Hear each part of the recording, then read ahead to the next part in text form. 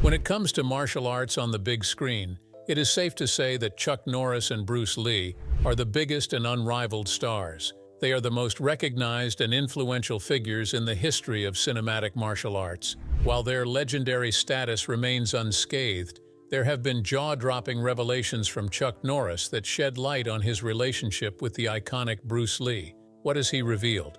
Let's get straight into it. Martial arts legend, Chuck Norris. Before Chuck Norris found his legendary status as an iconic martial arts legend known worldwide, he was a boy named Carlos Ray Norris. Born on March 10, 1940, Chuck Norris began his life's journey as a shy young boy with no notable athletic prowess. He was born in Ryan, Oklahoma to Wilma Norris and Ray D. Norris. What started as a decent life blossomed into a legendary status unparalleled in human history. His father was a World War II Army soldier, a truck driver, a bus driver, and a mechanic. As you can see, it is clear that Chuck Norris had a humble beginning before earning his claim to fame. Norris was the kind of kid to shy away. His father worked vigorously as a mechanic and would often go away on drinking binges that went on for months. This behavior pushed Norris into a painstaking introversion that lasted throughout his childhood. The iconic legend described his childhood as downbeat. Little did he know that his entire adulthood would be iconic. In 1958, Norris joined the United States Air Force as an air policeman and was sent to Osan Air Base, South Korea. It was at this point in his life that Norris acquired the nickname Chuck. He began training in Tang Soo Do, which led him to achieve multiple black belts and eventually establish his own martial arts system, Chun Kuk Do. When he returned to the U.S. in 1962, he applied to be a police officer in Torrance, California. While he was on the waiting list, he made the remarkable decision to open a martial arts studio. This was a pivotal decision for Norris, as it laid the foundation for the journey that awaited him. His early career in the competitive world of martial arts wasn't without its challenges. Norris would participate in competitions, and his first two tournaments resulted in significant losses against formidable fighters like Joe Louis and Alan Steen. However, things were looking up for Norris, and all his hard work was finally bearing fruit. By 1967, Norris had improved in his craft so much so that he began to rake in big wins with victories over the likes of Vic Moore. He also won the 1967 Tournament of Karate and the All-American Karate Championship at Madison Square Garden, taking the title from Julio Lascelles and defeating Joe Louis. Norris began balancing his competitive life with his work life at the Northrop Corporation, and at the same time, he had also opened a chain of karate schools. Norris's life was on the highway to excellence. He was already stacking up a bunch of celebrity clients from Steve McQueen, Bob Barker, and Priscilla Presley. However, things took a drastic turn in 1968, when Norris suffered his 10th and final loss in his career. He lost an upset decision to Louis Delgado. This loss didn't keep him down for too long because on November 24, 1968, Norris avenged his loss to Delgado and secured his title as the professional middleweight karate champion, a title he held for 6 consecutive years. Chuck Norris and Bruce Lee's paths finally collided during this time in Norris's life. Norris was on his competitive streak, and he first met Bruce Lee at the 1967 All-American Karate Open Championship in New York. As the story goes, Norris won the championship, and Bruce Lee, who was giving a demonstration, approached him afterward. They began a riveting conversation, and soon enough, they were bonding over their love and passion for martial arts. They struck up a likable friendship, and their meeting led to a dynamic training and partnership that was both friendly and professional. At the time of their meeting, Bruce Lee was also on the right track with his successful life. He was gaining recognition for the TV series The Green Hornet, and he had a lot more success to look forward to. After their initial meeting, Bruce Lee returned to Hong Kong to pursue his growing film career. This wasn't the end of the road for the relationship they were just starting to build. Bruce Lee never forgot about his new American friend, and in 1972, Lee called Norris with an amazing offer to feature him as his opponent in the now iconic film The Way of the Dragon, thereby solidifying his entrance into the world of film. These two martial artists shared a philosophy and passion for martial arts. And soon enough, they were also expanding that same passion on the big screen through the world of TV. Their friendship led to Norris appearing in Lee's movie, The Way of the Dragon, which solidified their bond even more. This brings us to the man and the legend called Bruce Lee and his immense impact on the world. The martial arts legend, Bruce Lee. Bruce Lee's name is synonymous with that of the legendary martial artist Chuck Norris. Bruce Lee had an undeniable impact on the world as he paved the way for other modern martial artists. Along the way, he worked on many iconic films and was able to meet numerous martial artists. His name stands tall to this very day, and his legacy remains. Before he became the legendary Bruce Lee, he was born Lee Jun-fan on November 27, 1940 in San Francisco, California. Bruce Lee began his journey in Hong Kong, where he moved with his family in 1941. His humble beginnings started on a more auspicious note, as he was a child actor with nearly 20 Chinese films to his credit. From a young age, he already possessed the charm and natural charisma needed to attract viewers watching him on screen. Alongside his acting, he was also passionate about dance, and he trained in Wing Chun Kung Fu, which provided the foundation for his natural arts skills. His father, Li Hoi Chen, was a Cantonese opera singer in Hong Kong, and his mother, Grace Ho, was born in Shanghai. Together they began a love story, and soon enough, they traveled to California for an international opera tour in Chinatown, and that's where Bruce Lee was born. His birth in the United States gave him an advantage, as he was allowed to claim U.S. citizenship. While he was a child actor, his family's move back to Hong Kong when Lee was just 4 months old came with a set of hardships and difficulties. The Lee family experienced tough times as Japan launched a surprise attack on Hong Kong in December 1941, amid World War II. Bruce Lee's father was an entertainer himself, which is why Bruce was introduced to the world of entertainment from a young age. His first role was as a baby who was carried onto the stage in the film Golden Gate Girl. By the age of 7, Lee began practicing Tai Chi with his father, and by 9 years old, he co-starred with his father in the 1950 film The Kid. The Kid was based on a comic book character, Kid Chung. It was also Bruce Lee's first leading role, which set him up for success. So by the time he was 18, he had appeared in 20 films.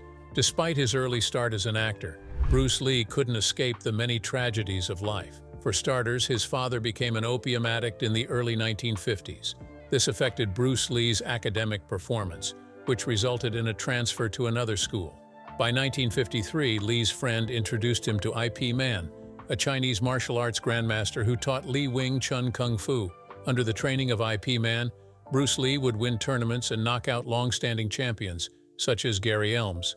By the time he was in his late teens, Bruce Lee had been a frequent flyer in the world of street fights, and he even went as far as beating the son of a feared triad family. This went on for so long that Bruce Lee became involved in a rooftop fight that went wrong. In response to an unfair punch by another boy, he beat him so badly that one of his teeth fell off, which led to the boy's parents making a complaint to the police. Bruce Lee's mother was distraught. She had to go to the police station and sign a document stating that she would take full responsibility for Lee's actions if they released him into her custody. She didn't mention this incident to Lee's father, but she managed to convince him that their son should return to the United States to claim his U.S. citizenship. Lee's father agreed because he knew his son's college prospects were not the most promising if he were to remain in Hong Kong. In 1959, Bruce Lee's parents decided to send him to the United States to stay with his older sister, Agnes Lee, who was already living with family friends in San Francisco. After several months, Bruce Lee moved to Seattle to continue his high school education. While there, he worked as a live-in waiter for Ruby Chow at her restaurant. That same year, Lee also began teaching martial arts, which he called Jun Fan Gung Fu, a term that translates to Bruce Lee's Kung Fu. This was his version of Wing Chun, and he taught friends he met in Seattle. He began with judo practitioner Jesse Glover, who later taught some of Lee's early techniques. Lee's early study group was the most racially diverse group of Chinese martial arts practitioners at the time. It was during this period that Lee invented his one-inch punch. It was also during this period that he became interested in boxing and the techniques of Muhammad Ali and Sugar Ray Robinson. Bruce Lee's start in the world of American media was as Kato, the agile sidekick alongside the title character played by Van Williams in the TV series The Green Hornet, based on the radio show by the same name. The show ran for one season with 26 episodes from September 1966 to March 1967. Lee and Williams also appeared as their characters in 3 crossover episodes of Batman. The Green Hornet was Bruce Lee's introduction to the American audience. The show also became the first popular American series to showcase the Asian style of martial arts, which is funny, because the show's director wanted Lee to fight in the typical American style using fists and punches. As a professional martial artist, Lee refused to fight in a style other than his own expertise. At first, Lee's movements proved to be difficult, as they were so fast that they could not be caught on film. So he had to slow it down, and soon enough the American martial arts community promoted the TV show and viewed Lee as their first mainstream star. While the show was in production, Lee befriended Gene LeBell, a stuntman who worked on the show. Lee and LeBell formed a friendship as they also trained together. They exchanged knowledge in martial arts from their respective specialties, and it was a wholesome relationship. After the show came to a close in 1967, Bruce Lee wrote to Dozier, one of the producers of the television series, thanking him for starting his career in show business. However, there were limited opportunities for Asian actors in Hollywood, and this informed Lee's decision to move back to Hong Kong. Bruce Lee returned home in the early 1970s, and this was where he found long-lasting fame. In Hong Kong, he became a sensation with action-packed films like The Big Boss and The Way of the Dragon, which he wrote, directed, and starred in. The Way of the Dragon was a fan-favorite masterpiece, and it also showcased a well-known moment in the history of film.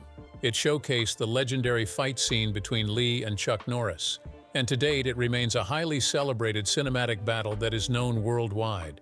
This legendary fight scene between Lee and Norris is legendary to say the least, and fans of martial arts and cinema remain fond of it, The Way of the Dragon clash. When it comes to legendary fights and battles in the world of martial arts cinema, this one takes the cake. The fame that came with the showdown between Bruce Lee and Chuck Norris goes unrivaled to this day.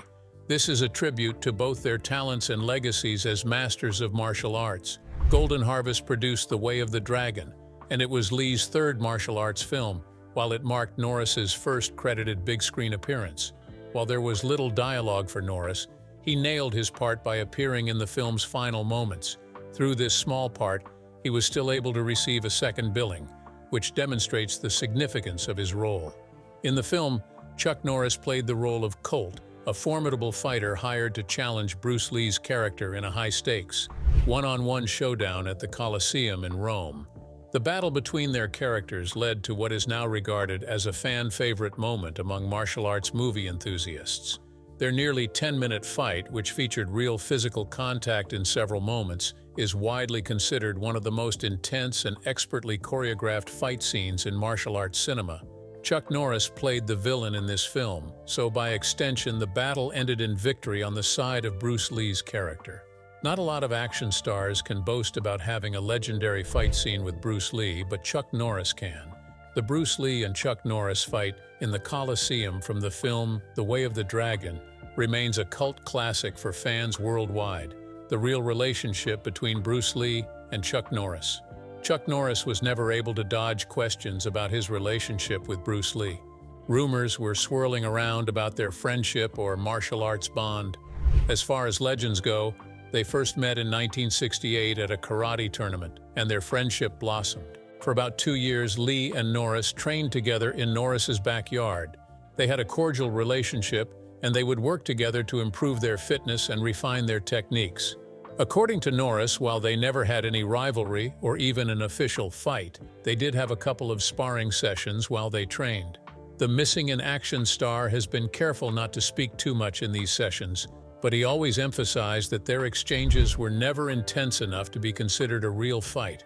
Norris has also stated that a fight between them was never something either of them wanted while filming Way of the Dragon.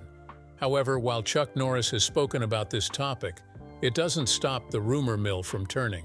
Numerous rumors have circulated over the years. These rumors spread information about a secret full-contact match between Bruce Lee and Chuck Norris in a hallway somewhere. However, turning back to Norris's statements, this rumor is completely unfounded and untrue. The likelihood that this full-contact match ever happened is slim to none, but somehow these rumors refuse to die down. The rumors remain fueled by their iconic on-screen battle and the impressive individual skills they both possess. People are curious to see them go head-to-head in a real fight. This curiosity also raises the question, who would win if Chuck Norris and Bruce Lee were to engage in an actual fight? It's challenging to provide a definitive answer to the question, as both of these stars are renowned for being among the most celebrated martial artists in history, inspiring thousands of people and positively impacting the martial arts community. It isn't surprising that they are both often compared and analyzed side by side. Their influence remains strong, coupled with the fact that they train together. The comparison and rumors of a real-life fight are inevitable. Bruce Lee and Chuck Norris have a lot in common, from their friendship to their love of martial arts, and even the fact that they were both born in 1940. They also had simple journeys on their way to attain success in their careers. Everything seemed synonymous for both these stars, until Bruce Lee mysteriously and tragically passed away in 1973. Bruce Lee's legacy started with his popularization of action-packed martial arts. He dared to dream when he pursued the art of mastering multiple styles of martial arts,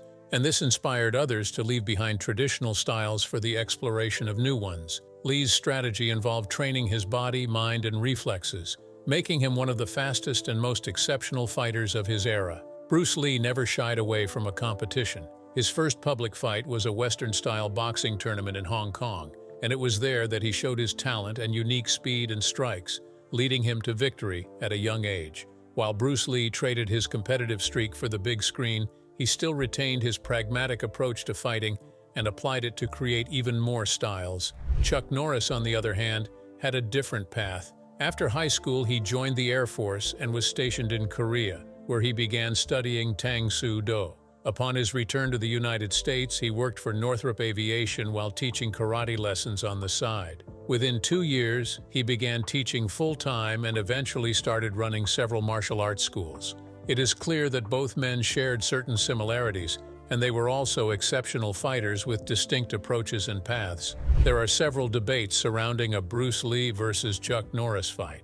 Many fans wonder who would win at their peak. The opinions expressed vary. Many fans believe Norris would emerge as the winner due to his extensive competitive career. Norris had the upper hand in terms of his experience. While he lost his first 3 tournaments, he ultimately won many titles, including the World Professional Middleweight Karate Championship, a title he held for 6 years. Norris was highly skilled in black belt and played a huge role in pioneering full-contact karate in the United States. His transition to action films was just as impressive. After working with Bruce Lee, he was inspired to develop his action films, which skyrocketed in popularity throughout the 80s. There is no doubt that Norris would be a worthy opponent for Lee, and the proof is in his expertise and the black belts he has earned. On the other side of the debate, Bruce Lee had many fans who believed he would emerge victorious in a fight. Bruce Lee had a unique talent and speed that would have given him an upper hand against Norris. However, some would argue that speed alone isn't enough to determine a winner in competitive combat sports. The battle lines were drawn, but no one could be certain who would win. It's one thing to speculate and another to witness it. Norris had a competitive history, including his 4 matches against Joe Louis, who is one of the greatest karate fighters of all time. In all 4 matches, Norris lost just once, which demonstrates that he had the technical skills in his back pocket. Bruce Lee, on the other hand, is known for his mind-blowing talent and speed. Most contemporary fans see him as a fabled figure with superhuman abilities. The irony of it all is that while Norris is respected in martial arts circles and is known to have a more notable competitive fighting record, it is Bruce Lee who is known worldwide as a kung fu master. To this day, the debate over a hypothetical match between Bruce Lee and Chuck Norris remains unresolved. Many fans believe Bruce Lee would have knocked Norris out of the park because of his speed, while others believe that Norris's strength and size, as well as his reputation as a karate champion, would have given him the upper hand against the kung fu legend. Fans continue to live vicariously through the film The Way of the Dragon. It is the only way to witness Bruce Lee against Chuck Norris in action. In this regard, the film showed Bruce Lee's character winning, and a real-life fight between them at their physical parks would have been a closely contested battle. They both have unique sets of skills, and going head-to-head would have been a tight match. Bruce Lee had it in the bag in terms of speed and adaptability, while Norris had the strength and karate expertise. Norris doesn't allude much when it comes to conversations surrounding this debate. When asked if they ever fought outside of training or who would have won, he remains evasive. As a result of his evasive nature towards the conversation, the debate surrounding a hypothetical Bruce Lee versus Chuck Norris battle continues to live on, decades after their iconic on-screen fight. What Chuck Norris said about Bruce Lee. It is clear as day that not many people can boast of the talent that both Chuck Norris and Bruce Lee possess. Together, they were a powerhouse, and individually, they wielded the charisma and talent needed to become global sensations. The sheer determination of both these stars is no doubt unmatched, and their journey to the top is nothing short of inspirational. On one hand, Norris's path to stardom was slow, and then he had his breakthrough with his collaboration with Bruce Lee in the film The Way of the Dragon. Their showdown at the Roman Colosseum will forever go down in cinematic history as a masterpiece. It was an unforgettable 10 minutes of raw tension, with every strike and every counterattack being executed with mind-blowing precision. Martial arts fans all over the world can certainly agree on one thing. This wasn't just any fight scene. It was a legendary clash between two legendary masters of martial arts. The Way of the Dragon was Norris's film debut. He was a Westerner stepping into the shoes of a dominant martial arts role, and that took audiences by surprise. While Bruce Lee's character came out victorious in the infamous battle, Norris's performance still left its mark on viewers. The film became a global sensation, setting a record as the highest-grossing film in Hong Kong's history. As it turns out, this record couldn't be beaten by anyone else but Bruce Lee, because by the following year, a Bruce Lee film surpassed this record. In a resurfaced interview, Chuck Norris spoke on the impact of the film. He said it cost $145,000 to produce, and then grossed over $60 million worldwide. He spoke in awe of the film, which showcases the influence that Bruce Lee and Chuck Norris had together. The fight between Lee and Norris in the Colosseum remains one of the most iconic battles ever captured on screen. This is because there were no effects or gadgets. It was just the two martial artists engaging in an intense battle to test their skill, speed, and strength. The fight felt so real on screen that people began to wonder if there was any tension or rivalry between the two men off screen. Fans had wondered for years, piecing together the story as they speculated about their legendary showdown. They wondered if it was fueled by personal competition, but truly, they were wrong. In real life, Bruce Lee and Chuck Norris were friends and even training partners. There were several rumors of a rivalry between the pair, but despite it all, they had a mutual respect and had a solid foundation built through years of training together. Whenever Norris would speak about their time together, he would gush about his admiration for Lee.